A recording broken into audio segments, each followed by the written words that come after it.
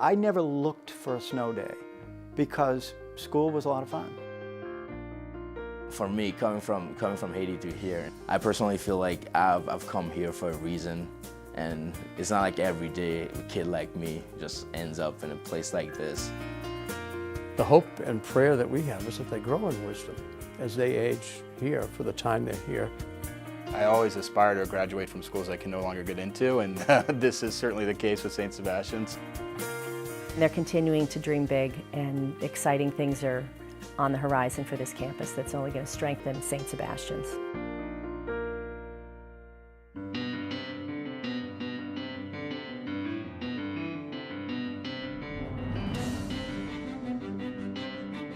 There had already been a school on Nonantum Hill. The boys of St. Sebastian's would occupy a repurposed campus in the fall of '41. Nonantum Hill, we just had one school building, one gymnasium, and one dining hall, and that was it.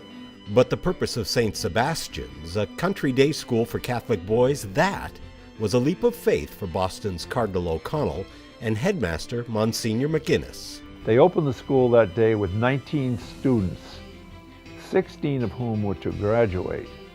Everybody got to know everybody, because when I was there, I don't think there were 100 students in the 40s there. The facilities may not have rivaled the elite boarding schools, but the academic rigor did, and the faculty of priests sought to instill a love of learning along with a love of God.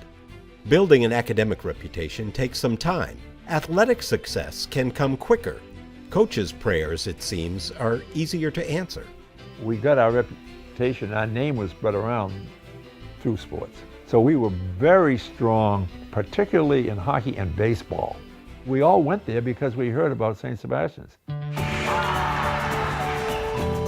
Athletics was a great outlet, and in keeping with the goal of developing young men in body, mind, and spirit. Athletes, scholars, and, when it came to the first woman teacher on campus, gentlemen. The students were, by and large, very respectful. They came from very nice families, and it showed. Those families chose St. Seb's for a reason, and it would often prove to be a very good choice for the boys. Many graduates had a range of colleges to select from, though that choice was not always considered a godly one. There were some who would not encourage application to an Ivy League school. That was like, no, you're going to lose your religion.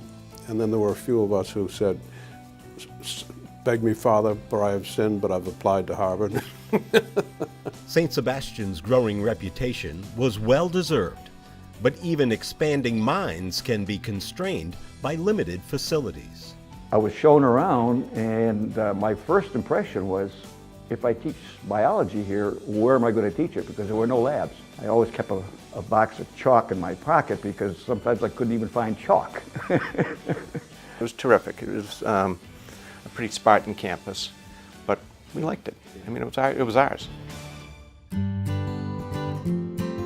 The 70s would usher in a time of significant change for St. Seb's, the formation of a board of trustees. Graduates Jack Birmingham, Tom SWAN, Brad Griffith, and Bishop Bowles would shepherd that change. We had to reinvent the school, and in the process of doing that, that's when we brought Father Reap in as the headmaster, which I would say clearly the beginning of a new era in the school. When we were there, the school was going through transition. So Brother Raphael was leaving, Father Reap came in, and we were we were almost rudderless for a year or two. But then Father Reap came in and really kind of put his arms around us, but more importantly it was kind of the teachers. Like I remember Mr. Kittler and Mr. Lane and others who really just kind of guided us. The path would eventually lead to Needham, uprooting the school community in exchange for the opportunity to grow. The board understood that we had to look at the facilities and either get involved in substantial renovation or possibly move the school. John O'Hearn, who surfaced the idea of acquiring the YMCA property in Needham and combining it with the then empty St. Bartholomew's parochial school building, it allowed us to go from very poor academic space to much larger and better academic space. It was certainly an upgrade in facilities from what we had at Northampton Hill. So it was exciting to have an indoor hockey rink and multiple fields. But it's still, you could sense that it was a transition period. We were kind of, I guess, putting a quilt together. It's not hard to find a common thread in that quilt. It's a big brotherhood, I think. That's one of the veins of gold that has continued right through the years, is the students' love for the school. It was out of an abundance of love for the school, and not a little bit of prayer, that the trustees took the bold step of reaching out not to a man of the cloth, but to a bow-tied young headmaster in Connecticut.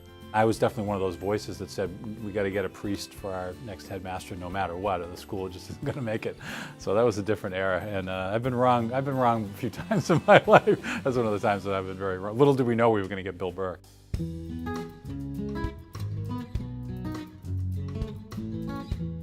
When I came to St. Sebastian's in 1990, I found a school that was way better than anybody thought it to be, including the people inside. You know, Samuel Johnson said, we do not so much need instruction as we need reminding.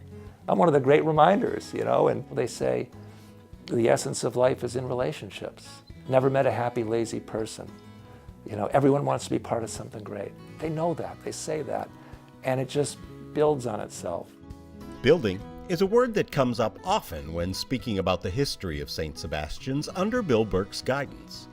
Even the blizzard-induced collapse of the hockey rink in 1996 became an opportunity to take one vision and expand it. The thing that struck me about Bill then, and it's truer now than then probably, is that he has a real ambition for this place. So the first part of that ambition was the New Century campaign, where we built the Arts Center, we built the Birmingham Academic Building, we refurbished Ward Hall, and we updated the hockey rink. The other important component of that campaign was that we started an endowment. The story I've heard is Frank Ward summoned Bill to his office and said that he was so impressed with the teachers at St. Sebastian's, and he wanted to leave behind a legacy that would always enrich the teachers. And so he started with a $5 million gift, and so I think that was the perfect sort of beginning to long-term fundraising at St. Sebastian's. Generosity allowed St. Sebastian's to expand both its campus and its curriculum. We launched the Faith and Future campaign, and we redid all the fields, we added turf to the football field, and importantly, we built the Science Center. The buildings here are beautiful, the athletic fields are great, but I don't think any of that would really matter if we didn't have great teachers and great students. We're not a school of faculty rooms, faculty lounges. We're a stand and deliver, students and faculty together. But if we could honor faculty by giving each his or her own classroom, the place where boys go to connect with their teachers, that would be fabulous. Every day when I walk in, what's on my mind is, you know, which kid in the building needs me today? Is it an advisee? Is it one of the kids that I coach who yesterday had a tough day? I have never once been struggling with something and not been able to find help from a teacher. No matter how early you come here in the morning or how late you would come in the later part of the day, you can find a boy working with a teacher. That's just the way this school is. The teacher knows exactly who you are, knows your strengths, knows everything about you. My kids often have said they don't want to disappoint the teachers either. They want to do it for themselves, but they can see that they're not the only ones working really hard. I feel like I'm in partnership with parents, and it's an incredible thing. Day by day by day, the St. Sebastian's community shows, just doesn't, it's not just talk. It shows in a lot of different ways that it's a loving community that is committed to education in all of education's various facets. It's an extension of our family, and that no matter where they go, they will always have this community that will surround them and help them to be the best people that they can be. To set the bar incredibly high and have the people for whom we exist tell us that we over-delivered. That's pretty good. The joy in it is what they have found, not even what you planned, or it's what they've found in themselves. When they do launch from St. Sebastian's on that beautiful commencement in May, they're ready, they've gone through their basic training, and they're now ready to do great things.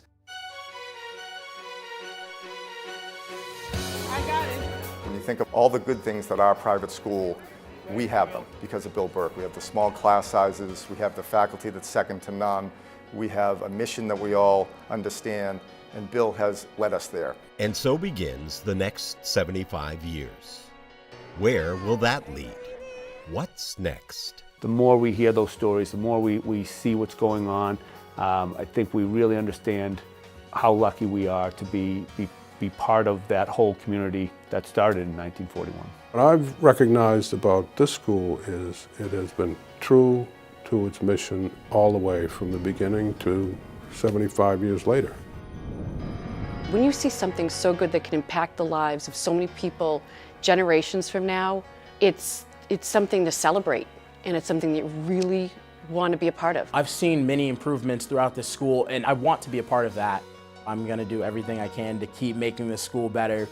You show up here at 12 or 13 years old, and at the other end of it, you come out at 18, 19 years old, and you're a different person. How do you pay that back? You stay involved.